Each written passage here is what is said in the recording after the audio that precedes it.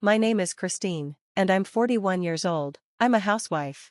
I met my husband, Mark, at work, and we got married. After 5 years of being married, we had our son, Jake, who is now 5. He's at a really cute age, and I'd love to spend all day with him if I could, but we need money, so I have to work and leave him at daycare. One day, Jake asked, "Mommy, I want an omelette tomorrow." How could I say no to that? Maybe Jake understands how busy I am, because he never asks for difficult meals. I'm not a great cook and don't make fancy dishes, but I think omelets are hard to make. Getting them just right takes skill, but I'm probably just making excuses. Mark was really happy when Jake was born. After waiting for so many years, he was our miracle. We were a close family, always going on drives and trips to the park every weekend. But when Jake turned 3, things started to change.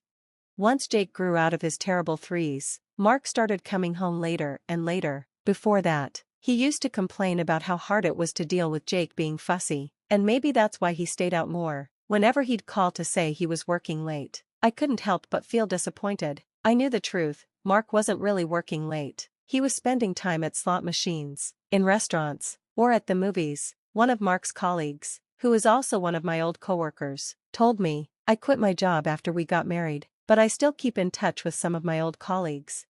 Mark knows I found out, but he doesn't care. Part of me feels upset about this, but I would rather he be out late than see him get annoyed with Jake's behavior. But Mark started coming home even later, sometimes in the morning. Who does he think he is? Sometimes I could smell perfume on his suit, and it didn't make me feel good. It made me angry. Mark was a good father when Jake wasn't being difficult, so I let it slide. But now, 2 years later, Jake is a cheeky 5-year-old, and I'm tired of Mark's bad attitude.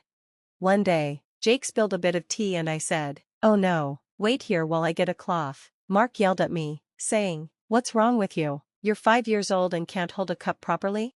Jake asked, "Daddy, play with me," but Mark yelled back, "I'm busy, don't bother me." When I asked about dinner, Mark just said, "I don't need dinner," and left. How am I supposed to eat peacefully in a house like this? I don't even want to eat his badly cooked food. I just go out instead. Mark gets mad about everything I say. I suggested, "We should go somewhere on your next day off," and he snapped, "Are you serious? I'm tired from work. Let me rest on my day off." No matter what I say, he just yells. We can't have a normal conversation. It's like Mark is still in his fussy phase, and he's 40 years old now. One time, I asked Mark why he was always so angry, and he yelled back, "It's because you're useless, obviously, and now you're passing that on to Jake. I wish he was more like me." That really hurt. Jake is our son, both of ours. At least Jake has my good looks. Mark was acting like all of Jake's good qualities came from him, and the bad ones were from me. I couldn't believe how rude he was. I kept getting more frustrated with Mark. His words and actions were hurting me emotionally. I even thought about divorcing him. His behavior was close to ending our marriage, but I stayed because I still loved him. Even though Jake was scared of Mark, he still loved him too. I was so tired of being with a husband who was always in a bad mood, but I didn't have the courage to break up our family. One day, Mark brought up something. "A trip," he said. "What?" I asked. "Yeah, a trip with some coworkers. You know them, right? The 2 guys who love their single life?" "Oh, those guys. Yeah, they're going on a trip, and I decided to join them." "Seriously?" I said, shocked.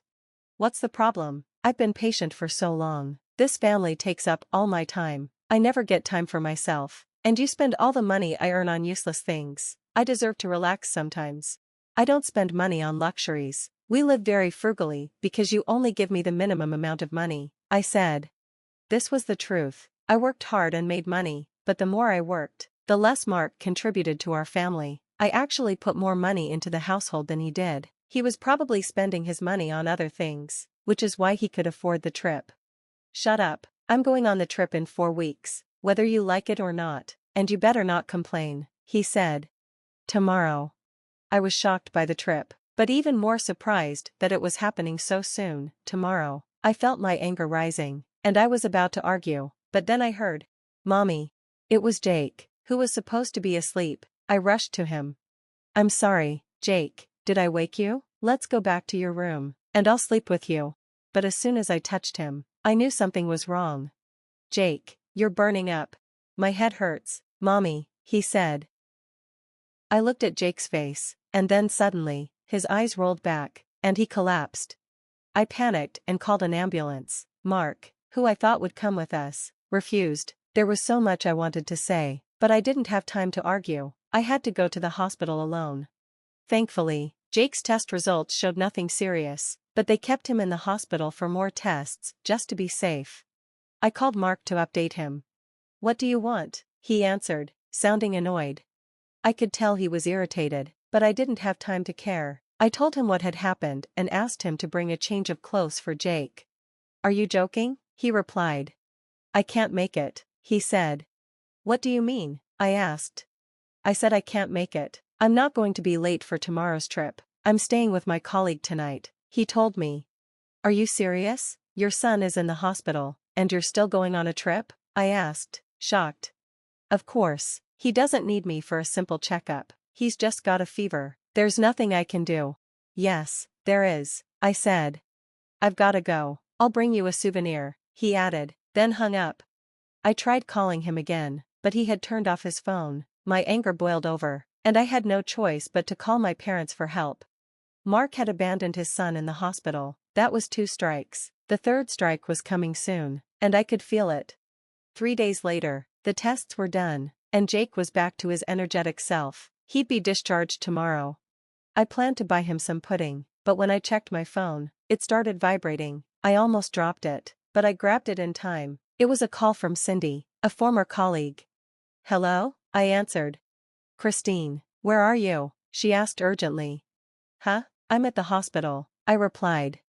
"Never mind that. There's an emergency. Your husband's been in an accident and passed away," she said. I didn't understand. I thought she was joking. "What? This is a joke, right?" I said. But her voice on the other end was serious, and I started running in panic. My husband had died. That was shocking enough, but Cindy continued. "Apparently, Mark was on a trip with a woman, and she drove into oncoming traffic and hit a tree." I couldn't believe it. Mark was supposed to be with his male colleagues, not with a woman. It didn't make sense. It couldn't be true. I called my parents to ask them to look after Jake, then rushed to the hospital where Mark was. I couldn't help but wonder why they had called the company before me. It seemed like the news wasn't a lie, so I had to hurry.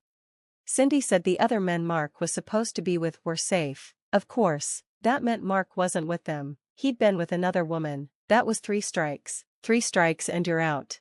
I needed to find out for sure if Mark was really dead. I rushed to the hospital. "Honey," I called as I opened the hospital room door. There was Mark, lying in bed. His hands and feet were wrapped in bandages, but he was breathing. Cindy's news was wrong. Mark was alive. I sighed in relief. "You're alive," I said, moving closer. When I looked at his face, his eyes were slightly open. He seemed shaken, probably surprised that the company had contacted me so quickly. Mark grumbled. "Took you long enough. Your husband's in an accident, and it takes you ages to get here, you useless piece of—" At least he was still his usual self. He looked pretty hurt, but it seemed he had only broken his left hand and right leg. The car was wrecked, though. What luck he had. "I'm glad you're okay," I told him, and he replied, "You better take good care of me." Well, looks like he's feeling fine, I thought to myself. Good to know. I pulled out a piece of paper. "Let's get to it. You may have escaped death, but you don't get a pass on 3 strikes.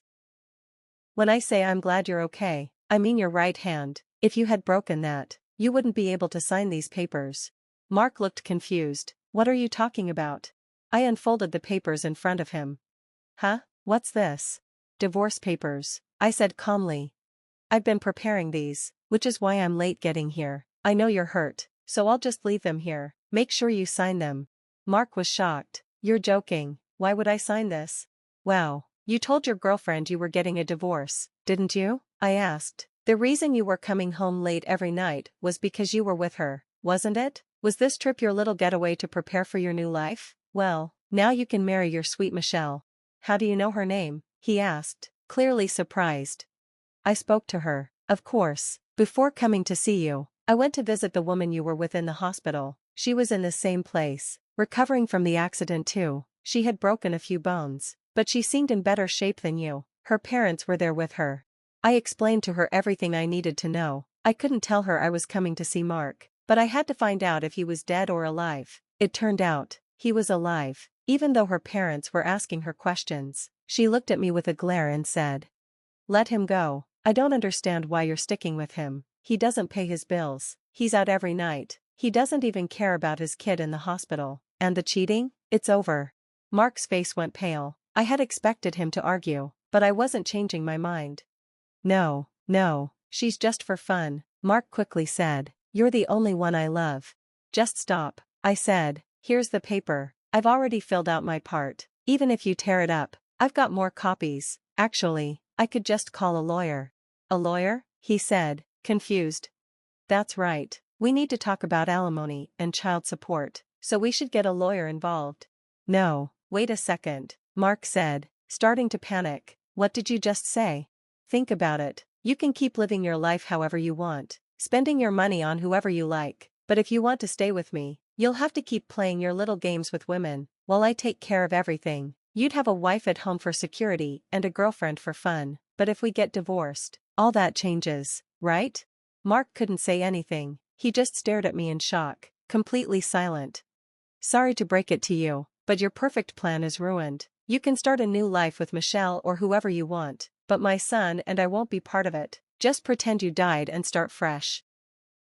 I said everything I wanted to say and started to leave the hospital room. Wait, wait, I heard Mark's pathetic voice calling behind me, but I just kept walking. In the following days, I hired a lawyer and started the divorce process. Michelle was discharged from the hospital, and she got involved in the talks too. When Mark said he didn't want a divorce, Michelle got furious. They argued loudly. When I mentioned alimony, Michelle yelled, "You've ruined my life." "I don't care about someone who gets involved with married men," I snapped back. "You're the one who went after me." "Shut up," she shouted. "I never did that," Mark said, trying to defend himself. I thought, can you just sign the papers already? I stayed silent as I watched them argue. Despite Mark's resistance, the evidence was clear. In the end, our divorce was finalized, and I got almost all the alimony I asked for. The child support was paid in a lump sum. Once everything was settled, my lawyer and I left, but Mark and Michelle were still arguing. I wondered how their relationship would survive after this, but honestly, I didn't care. Before leaving, I told them, "I hope you two have a nice life together," which might have been a bit petty, but I didn't mind. I just hoped Jake wouldn't pick up on my petty behavior. Despite everything that had happened, Jake and I found peace again. He was so much happier now that he didn't have to deal with Mark's moods. It made me regret not divorcing earlier. Mark's attitude had caused both of us so much pain. How had I stuck with such a terrible husband for so long? Living just with Jake, I realized something. We were better off without Mark. Every day was now filled with joy. That said, Mark would always be Jake's father. If he wanted to see him, I would let him. I asked Jake, "Do you want to see Daddy?" "No," he answered. "Why not?" I asked. After the divorce, I confirmed that the alimony and child support payments had been made, then sent Mark an email. He replied right away with the subject, "Help." I opened it and couldn't help but laugh. Mark's former colleague had spread the news about his cheating to the whole company, and now Mark was dealing with the gossip and stares. He was making mistakes at work and eventually had to leave the company. "My parents have cut me off. I have nowhere to go. Please help me." Can you believe it? Being the kind person I am, I replied, "Why don't you ask your sweet Michelle to help you?" And guess what he said? "I broke up with Michelle. Her parents cut her off too, and now she's missing. I've finally realized, you're the only one I love. Please help me." His message continued. "I'm behind on my cell phone bill, and it's going to get cut off tomorrow. Please come pick me up." I blocked him after that. We had moved by then, and he didn't know where we were. As I sat down with my tea, Jake came over and asked, "What should we do tomorrow, Mommy?" I thought for a moment. "How about I pack us some lunch, and we go to the aquarium?"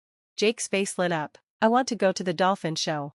Seeing how happy Jake was, I couldn't help but smile.